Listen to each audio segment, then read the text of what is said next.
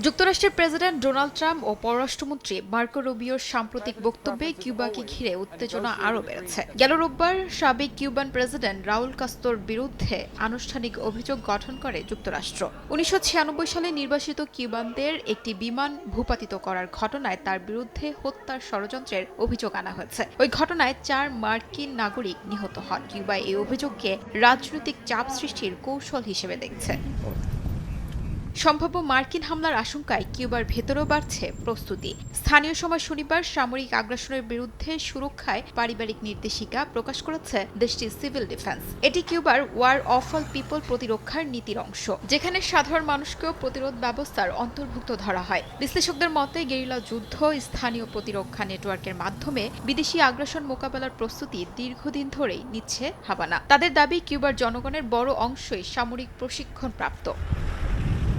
Trump প্রশাসন সম্প্রতি কিউবার উপকূলের কাছে গোয়েন্দা উড়োজাহাজের তৎপরতা বাড়িয়েছে বলে অভিযোগ উঠেছে। এছাড়াও কিউবাকে জাতীয় নিরাপত্তার জন্য বড় হুমকি হিসেবেও চিহ্নিত করেছে ওয়াশিংটন। বিশ্লেষকদের একাংশ মনে করছেন, ভেনেজুয়েলায় যেভাবে সামরিক অভিযান চালানো হয়েছে, কিউবার ক্ষেত্রেও তেমন কিছু ঘটতে পারে। তবে অন্য বিশ্লেষকদের মতে কিউবার সামরিক বাহিনী ভেনেজুয়েলার তুলনায় বেশি সংগঠিত ও প্রস্তুত। এ কারণে যে কোনো অভিযান যুক্তরাষ্ট্রের জন্য বড় ঝুঁকি তৈরি করতে পারে।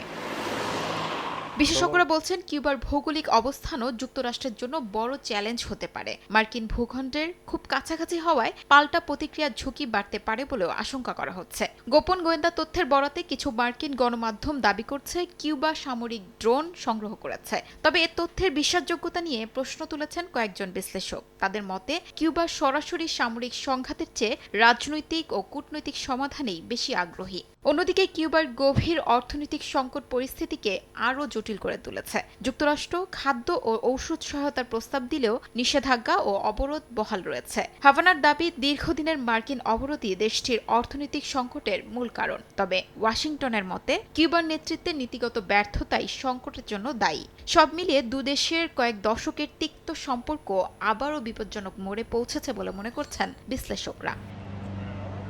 শিউলি রোজা, সময় সংবাদ।